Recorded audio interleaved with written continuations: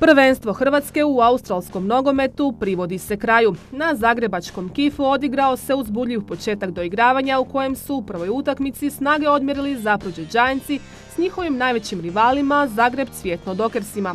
Giantsi su prije nekoliko tjedana osvojili srednjoevropsku ligu, gdje su pomeli svu konkurenciju, a upravo zato mislili su kako će vrlo lako proći u razigravanju za prvaka Hrvatske. Mi smo povedali zadnja 3, znači ove godine je bilo 3 takva turnira i pobjedili smo, znači bili smo prvi u sva 3, znači izdominirali smo. Drugi turnir smo doslovno sa 7 igrača, sa 18 razlike smo kretali svaku tekmu i pobjedili smo.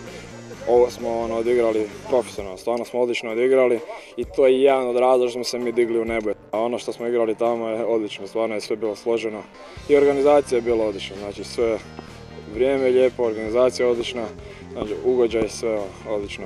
Iako su mislili da će lakšim putem do finala, Giantsi su se gadno prevarili. Razigrani Dockersi i rastreseni igrači iz Zapruđa bili su dovoljni razlog da momci u bijelim dresovima slave s konačnih 86-53. Tuge i razočaranje u redovima Giantsa nije nedostajalo. Ova utakmica je zapravo i dobro došla da nas se spustila na zemlju. Za sad smo dobivali svaku i na krumpove, išlo je sve. Danas kad god napravimo pukneš po ovu neće ući lopta kad god, ništa nije išlo. Jednostavno morali smo se spustiti na zemlju, ovo je, ajmo reći, sreća u velikoj nesreći. A razlog loše igre Giantsa možda je ležao i u razmiricama koje su sami igrači imali unutar svoje ekipe. I mali pad koncentracije bio im je dovoljan da Dockersi natjeraju vodu na svoj mlin. Neću pričati šta je bilo među ekipama, mi moramo to među nama, moramo to riješiti. To je to.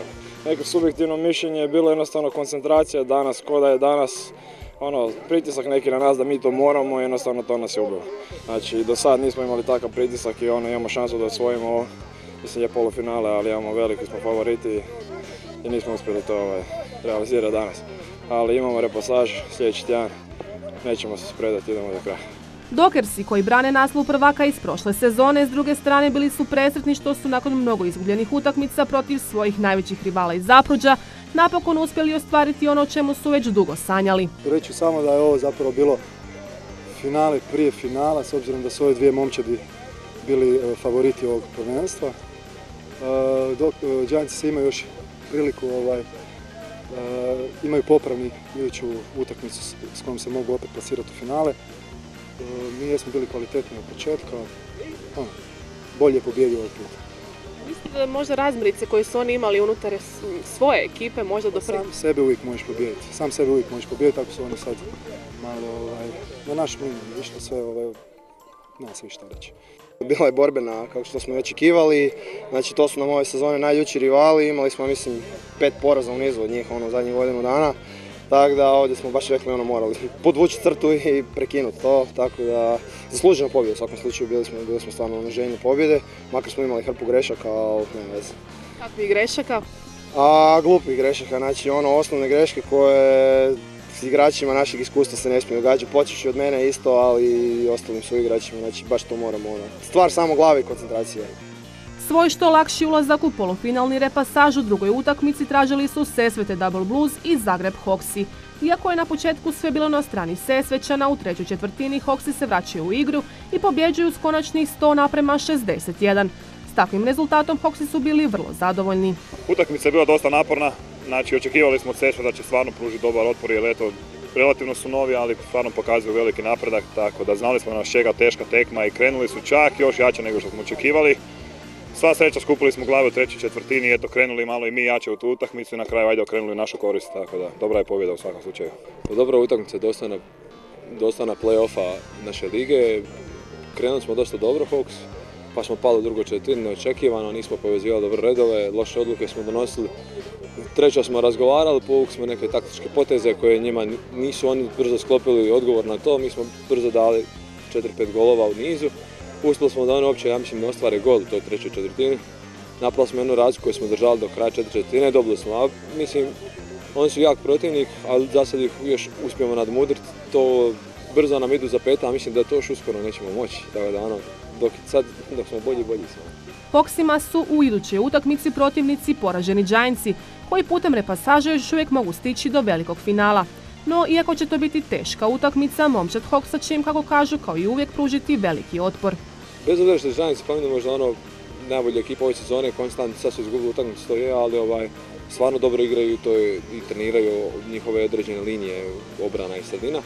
Ali imamo neku Giantsma tradiciju da ne igramo tako lako, bez obzira što smo čak mi nismo favorit ni blizu u toj utakmici, uvijek im damo neki dobar otpor, čak i dobijemo utakmicu. Sesvečani su odlično otvorili utakmicu, no sreća na kraju nije bila na njihovoj strani, te su se tom utakmicom pozdravili od ulaska u finale.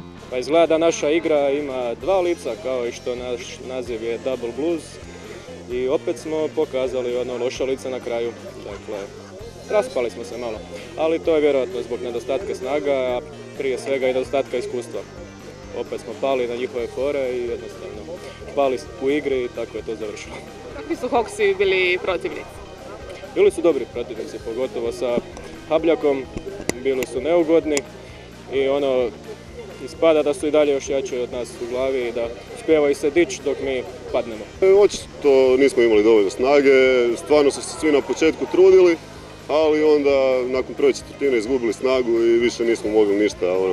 Imali su premoć na sredini terena, naravno ovoga dečka iz Australije, Habljaka, koji je svaku loptu dodao sa lakoćom i odmah iz sredine terena se kretalo u napad i zabijali su golove i držali igru u svojim rukama.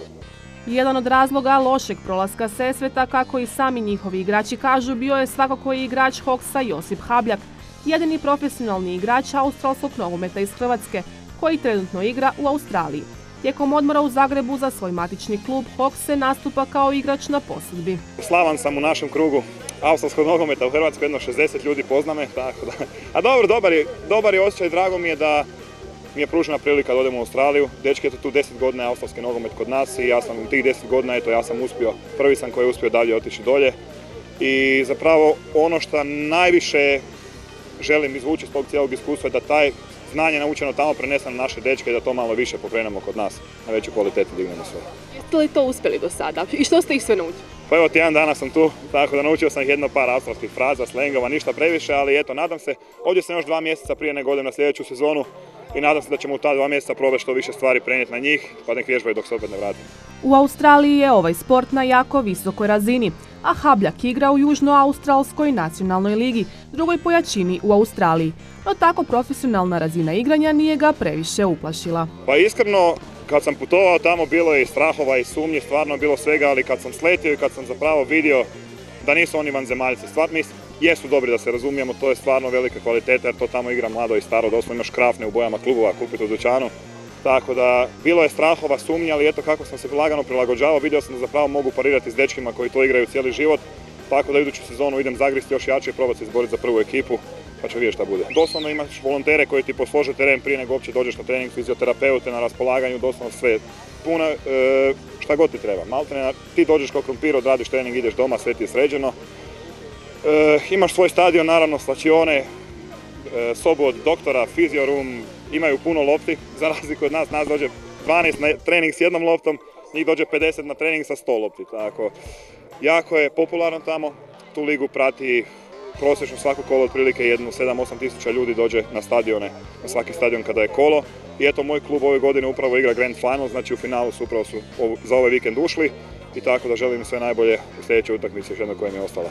Habljak je svoju poziciju tamo zauzeo u drugoj momčadi, no kako kaže nije očekivao da će odmah upasti među najbolje.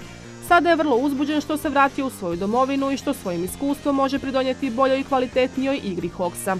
Uspio sam se izboriti u drugoj ekipi za svoju poziciju Rakmena, tako da odigrao sam otprilike 20 utakmica, od moguće 22-23, tako nešto, tako da zauzeo sam svoju poziciju u drugoj ekipi, nije ni bilo za očekivati da ću upasti u prvu jer ipak prva sezona mi je u Australiji i niko to nije očekivao, čak ni ja nisam očekivao upasti u prvu ekipu.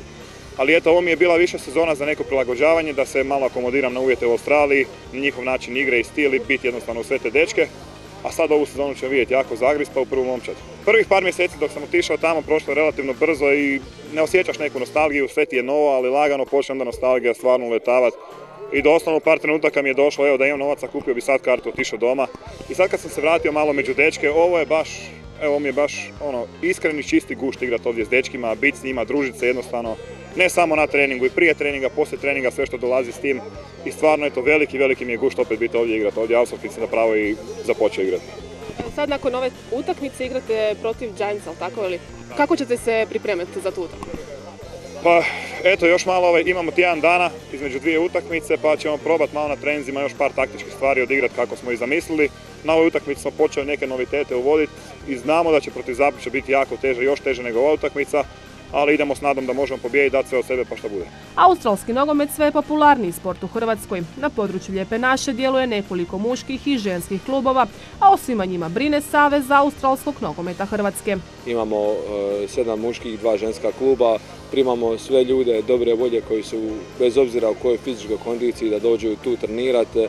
Nemamo nikakve masne članarine, putujemo dosta, družimo se, osim na sportu baziramo se i tom nekom socijalnom druženju zajedno, da smo svi, to nam je dosta bitno. U Lisabonu uskoro kreće Eurocup, a pripreme za to natjecanje u punom su jeku. Pripreme idu dobro, imamo ozljeda koje nismo očekivali, nažalost, ali dobro, nisu neke ozljede koje će izbaciti igrača iz stroja. Pripremamo se dosta dobro, izašle su skupine, zadovoljni smo, skupni smo sa Italijom, Austrijom i Velsom.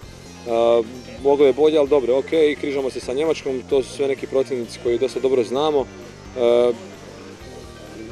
Neću zvučati skroman, ali idemo na zlato, drugo nas uopće ne zanima. Ja prvo moram zahvaliti Iliri DD koji nam je već 10 godina zaredom sponzori, koja nas najviše podupire i to stvarno je hvala na tome i muškoj i ženskoj reprezentaciji, cijelom savezu. Zahvaljujem na tome, ali pozivamo bilo koji sponzora. Naši sponzori nisu sponzori koji odvajaju ogromna sredstva, mi sva sredstva naša ulažemo ili u opremu ili u putovanje reprezentacije, tako da ljudi u klubovima imaju neki motiv da mogu imati plaću na milionsku kartu i smještaj u hostelu. Mislim, ništa, skromni smo strašno što se tiče svega toga. U australski nogomet nije se teško zaljubiti. Ako i vi slučajno imate želju zaigrati ovaj sport koji je vrlo popularan u zemlji klokana, evo što učiniti. Najbolje odbrati se na stranicu Saveza www.sanh.hr.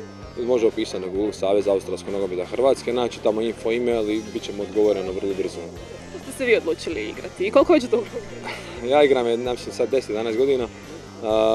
Moj rođak je naravno Australac koji se vratio nazad vamo. Kad sam došao studirati, rekao mi ćeš pokušao i zaljubio se, to je to. Australski nogomet brzo su zavoljeli i igrači iz Sesveta. A koji je razlog zašto su ga počeli igrati? Uvijek dođe onaj jedan ludi koji dovede tu ideju među svoje prijatelje i tako onda to krene. Sport je stvarno prekrasan i jedinstven je i baš je ekipa je uvijek super i nije teško ni izgubiti kad je ovakva ekipa i ovako je sve lijepo. To je jedan zapravo najljepši amaterski sport, ali evo sve radimo sami, svi dajemo sve od sebe da bi ovo uopće živjelo i stvarno onda kad to prepoznaš i ljudi stvarno dolaze onda sa jednom lijepom energijom i čistim srcem i dajemo sve od sebe, pa makar i izgubili na kraju. Ja nisam uspio u ničem drugom. Nogomet, košarka dosadi to, pošto previše se novaca vrti oko svega toga. A ovdje je to čisti amaterizam i čisti sport iz ljubavi i fakat se to osjeti i ljudi uživaju u tome kad igraju, a ne razmišljaju o novcu, ni o prestižu, ni o ničemu. Sada igrače očekuje teška borba za finale prvenstva Hrvatske. Poraženi Giantsi u polufinalnom repasažu igraće s pobjednicima iz druge utakmice Zagreb Hawksima, a onaj tko pobjedi ući će direktno u veliko finale u kojem ih spremno očekuju Zagreb Cvjetno Dokrsi. Uzbuđenje i napetosti vjerujemo neće nedostajati, zato nestrpljivo iščekujemo nastavak doigravanja za prvaka Hrvatske.